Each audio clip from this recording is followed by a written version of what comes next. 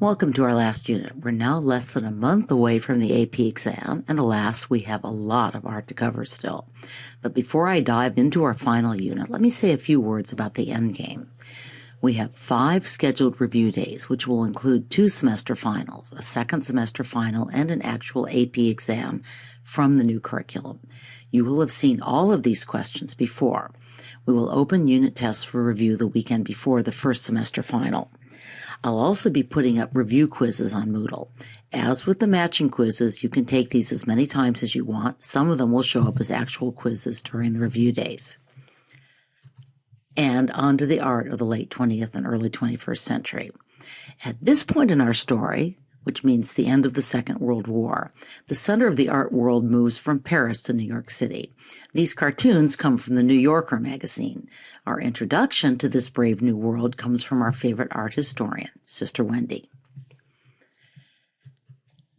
You just saw Jackson Pollock in action. I'm really quite amazed that he dropped from the list, since his technique and his artistic philosophy had enormous influence on the art that we'll study in this unit.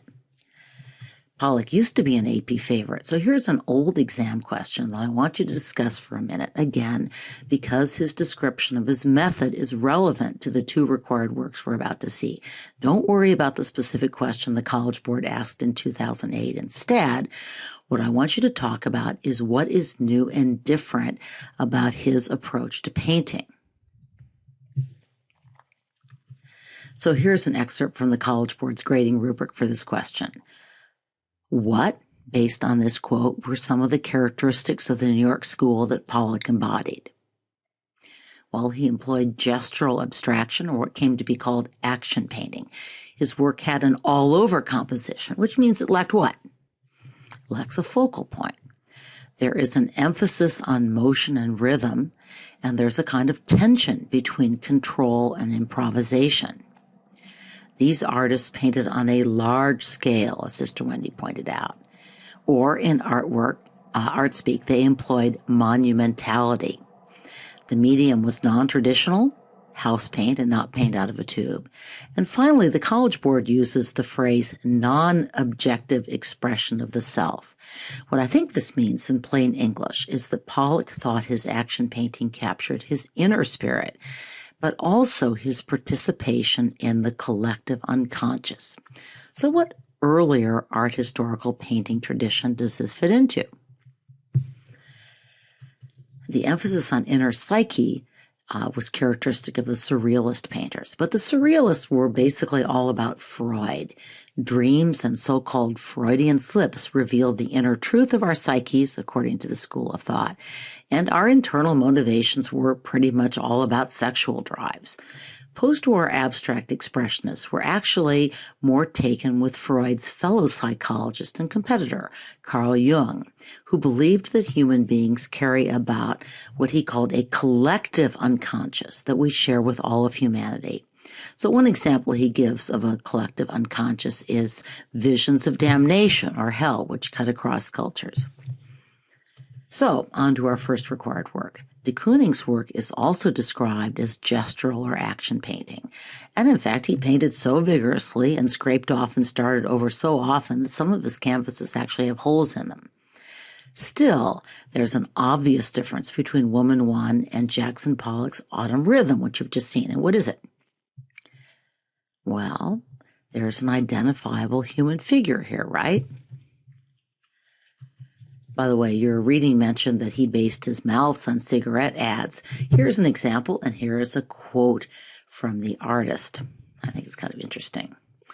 Particularly, it turned out to be very beautiful, and it helped me immensely to have this real thing. Beautiful? Well, here are a couple more of de Kooning's women.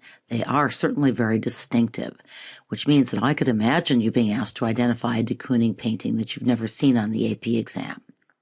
So what do you think? Is de Kooning channeling Jung or Freud? Well, I'd say probably both. Freudian psychology emphasizes women's sexual power over men and men's alleged sexual fantasies about their mothers. I find de Kooning's women profoundly scaring, and I'm guessing that he found women scary too. In fact, here's an article from a quote from an article about de Kooning that appeared in The Guardian, which is a leading British newspaper. I quote, "This is a ballad of sexual frustration. If you had to visualize de Kooning's relationship to the woman, you would picture him trying to make polite conversation or ignoring her sitting across from him on the subway while desire pounded in his brain." Yeah, that sounds about right to me. But de Kooning's women are also archetypes, often a deliberate throwback to earlier, even prehistoric fertility image. So here we see a couple of prehistoric images. Our Tlatelolco female figurine, which is one of the required works, and the really more famous Venus of Willendorf, who I think really looks like one of de Kooning's women, or more accurately, de Kooning's women look a lot like the Venus of Willendorf. So let's hear from Sister Wendy again, and then I hope you'll take a moment to discuss your own reactions to this dramatic painting. So now we come to the third member of the famous New York triumvirate of abstract expressionists, another painter who surprisingly has dropped off the list, but who's too important for me to skip entirely. Again, we're looking at artists who had a lot of influence on those who came after them, including some that will be required. Rothko has a very distinctive style. It's referred to as color block painting, or sometimes chromatic expressionism as opposed to gestural expressionism or action painting.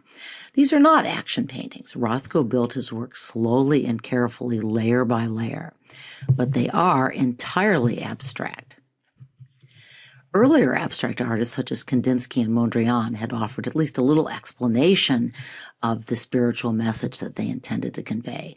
Rothko got very snarky when he was asked to explain what his paintings meant, although he insisted that they were filled with meaning for those equipped to understand his paintings artistically and emotionally. If you didn't understand Rothko, well, you were just plain dumb, or at least you were emotionally stunted. If you're interested, Sister Wendy has a very good segment on Rothko from the very same video we've been watching. So this is a required work described as a color field rather than a color block painting. The artist made this and other works by pouring acrylic paint that was heavily diluted with turpentine onto unprimed canvas, which meant that the pigment would soak into the fabric. To move the color across the canvas and to vary its depth, she actually lifted the canvas itself so that the painting rolled around. This, notice, is very different from Rothko's meticulous layered technique of painting one layer of paint upon another. If anything, it's closer to Jackson Pollock's action painting, in that this artist allowed accident, or maybe the collective unconscious, to determine her final result. But like Rothko's work, this is a formalist painting. And so what do I mean by that very important, and I think actually somewhat confusing term? Oh, sorry, I just kicked my dog under the desk inadvertently. The focus of formalism is on the visual elements of the work and not its subject. In fact, Frankenthaler insisted that her colors did not stand for anything. She rejected illusionism in art quite explicitly, and she also rejected sentiment and emotion. The colors, she thought, spoke purely as color. Clement Greenberg was an artist who helped make the abstract expressionists famous, and he described her work as post-painterly abstraction. Let's unpack that. What does painterly mean, and what might post-painterly mean? It's a term you come across fairly often in the art world. I find it a little frustrating since all painting you would think is painterly. But to quote my old friend Wikipedia, an oil painting is considered painterly when there are visible brushstrokes, the result of applying paint in a less than completely controlled manner, generally without closely following carefully drawn line. In other words, these are paintings where the act of painting is very apparent. We talked about this, for example, with reference to Manet and the Impressionists and Post-Impressionists. By contrast, the works of, for example, the Italian Renaissance or the Baroque era are attempting, at least some of the Baroque works, are attempting to disguise the act of painting and to instead create a vision of reality. I would note that by the time we get to Rembrandt and also Velázquez, we're seeing more painterly art, more visible brushstrokes, more obvious act of painting. So it's an important distinction in art. At any rate, Greenberg characterized post-painterly abstraction as being linear in design. This painterly tradition is less linear, more focused on shape and color. So also he saw post-painterly abstraction as open in composition, that's inclined to lead the eye beyond the limits of the canvas. I would say that was also true of Pollock's work, though not really of Rothko's. But most importantly, it was anonymous in its execution. It was not an attempt to express deep emotion. And in fact, the artists were really trying to leave behind the spirituality and also the grandiose drama, sometimes one would say even self-dramatization of abstract expressionism. Yet, as her title suggests, Frankenthaler was influenced by natural landscapes. So this is an earlier work. This is, in fact, her first soak stain canvas, another term for that technique. She painted mountains and sea after she returned from Nova Scotia. And while the painting is entirely abstract, it does reflect the painter's impressions of the Cape Breton landscape she'd been seeing. So she stated, and I quote, that the region's vistas were, quote, in my arms as I did it, unquote. On another occasion, she commented that, quote, my pictures are full of climates, abstract climates. They're not nature per se, but of feeling. So here's still another example for painting purely abstract, yet informed by natural landscapes. So here's an interesting comment from the artist's New York Times obituary in 2011 when she died. Quote, critics have not unanimously praised Ms. Frankenthaler's art. Some have seen it as thin in substance, uncontrolled in method, too sweet in color, and too poetic. I'm guessing that the implied contrast, at least, is with the more famous and much more controlled works of Mark Rothko. So here, side by side, you see a Rothko on the left and our Frankenthaler required work on the right. What do you think? Is the bay too poetic, too sweet, or too uncontrolled? Which painting do you like better? So here are some more non-required examples of post-painterly abstraction from what's called the hard edge school for fairly obvious reasons. So rather than expressing emotion, these so-called hard edge paintings exude rationality. They remind me of Mondrian. So here's another artist and style that doesn't show up on the list anymore, but clearly influenced some of our required artists and even more our architects. Minimalists strove to reduce objects to their very simplest forms, exploring their physical qualities without trying to give them deeper meanings. Lots of basic geometric forms. I might compare it with suprematism, the movement in the early 20th century in what would be in Russia, what would become the Soviet Union. But remember that Malevich and other suprematists thought that there was a great deal of spiritual significance attached to that work. The minimalists are kind of backing off from that. Here are a couple more minimalist sculptures. Well, up until now, the artists we've looked at are taking themselves quite seriously, and now we can have a little fun.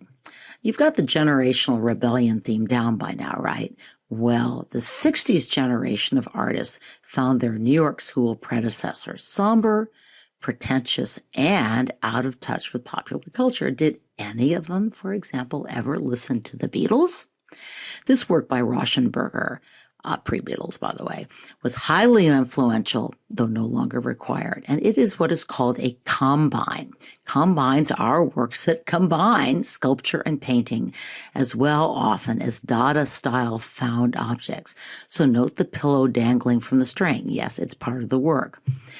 I mention that because we will encounter at least one combine among our required works, and in fact, we've seen this work before, and we'll talk about it more later in the unit. But notice how painting is combined with newspaper collage, is combined with found objects hanging on a clothesline.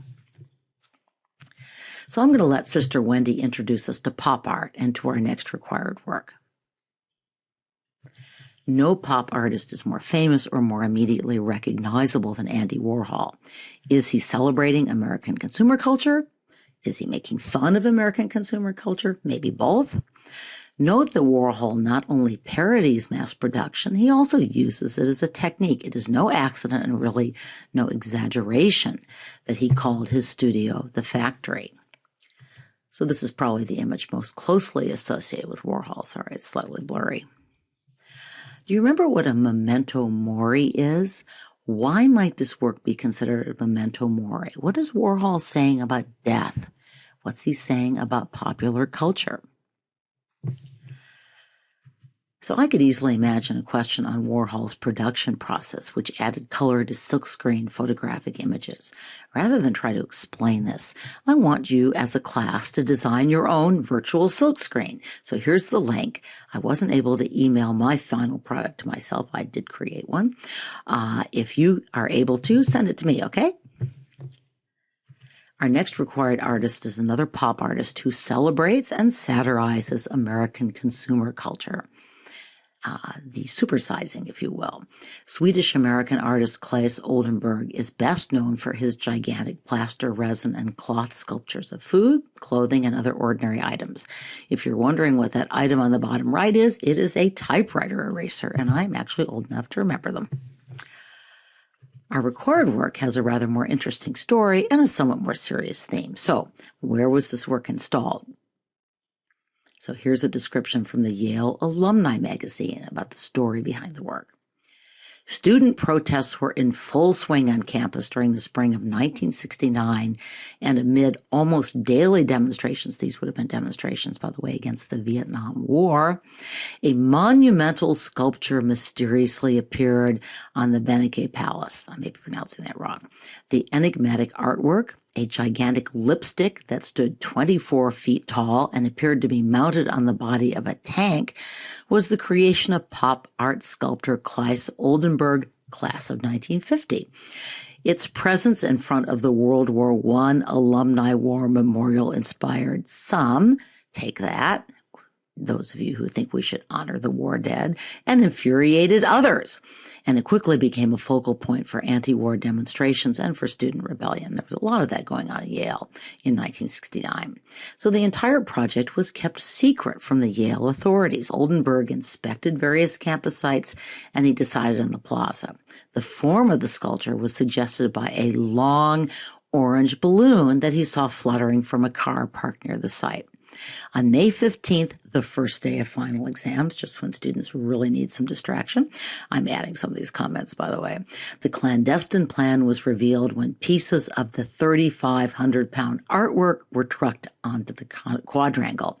Initially, the lipstick tip was made of inflatable vinyl, but after being pumped up, it soon deflated and was later replaced by rigid plastic. Okay, guys, what else might the artist have been doing when he had a tip that deflated and was then reinflated? What kind of imagery are we talking about here? What is this pretty clearly resembling? Have I embarrassed you all enough yet? So, just a few other historical notes. The following fall, women entered Yale for the first time, and some saw this work as uniting masculine and feminine symbols. An interpretation that I would say was not especially flattering to either gender. Here's more from an alumni magazine. The original sculpture rather quickly began to fall apart, and it was removed from campus. A group of art professors and historians then organized to bring lipstick back to Yale as an important work of American art. Vincent Scully, who was master of Morse College, it's one of the colleges within Yale, enlisted the support of students and offered the college courtyard as a permanent installation site. Money was raised to restore the sculpture and construct new steel tracks. In the fall of 1974, lipstick was officially accepted by the art gallery and placed on indefinite loan to Morse College. It's now a campus feature and a good place, it appears, for a selfie. Which brings us to our last required work, Jeff Koons's Pink Panther. Now, I'm getting a little ahead of myself chronologically, but I think this work belongs with pop art. Why do I say this? What does this work have in common with the Maryland Diptych and Lipstick? And by the way, I've included with some other works by Jeff Koons. And now I'll ask a tougher question. Why do many critics who embrace Warhol and Oldenburg find themselves more uncomfortable with Koons? By the way, I'm going to post an interesting article on this subject from the New York Review of Books if anyone's interested in learning more. I thought it was a very good article. So one answer is that Koons does not play the game of investing his art with deep meaning. He is pretty unabashedly in it for the bucks. And we are talking serious bucks here. In 2013, one of Koons's balloon dogs sold for $58.4 million at a Christie's auction. Koons himself denies that his work has any hidden meaning or, in fact, that it's intended to critique modern culture, although art historians and art critics continue to insist that he must be meaning to critique modern culture. I mean, why else would he be doing this? But Koons would say artists just want to have fun. He also employs a small army of assistants to help him mass produce these works, which again bring in major bucks. It is enough to make me want to go to art school. We're running out of time, but let me just make a few points about this totally in-your-face work. Technically, it involves more expertise than you might think at first glance. Koons actually turned to European artisans to craft his designs in ceramic and to polychrome the exteriors. So the execution is actually considerably more careful than Warhol's. This work is part of a series. Do you remember the name of the series? Banalities. So what does banal or banality mean? Merriam-Webster Dictionary defines it as lacking originality, freshness, or novelty, and the synonym they give is trite. So here are some more works from the series, along with an image of Hummel figure. Koons claimed, that's on the right, claimed that these figures inspired his series. Essentially, he's celebrating kitsch, or again, to use a dictionary definition, art, objects, or design considered to be in poor taste because of excessive garishness or sentimentality. Koons actually titled the work on the bottom left with the pig, Ushering in Banality. So Koons was a stockbroker before he became a very, very rich artist, and he markets himself as vigorously as he markets his work. I'm going to end this podcast by flashing a series of now quite famous ads for art magazines that he made to promote his Banality series. They all feature, you guessed it, Jeff Koons. So what message do you think he's sending with each of these ads? Here's the first.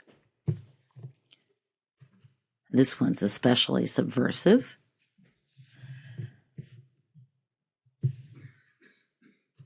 Okay, you got to admit it. The man understands marketing. As we move on through this unit, I want you to think about the link between art and commercialism. Koons is at least unabashed in his pursuit of fame and money. But many of our artists who intend their art to critique society are also making very serious money from the very people that they are claiming to mock. Is this hypocrisy or is it sweet revenge? Stay tuned.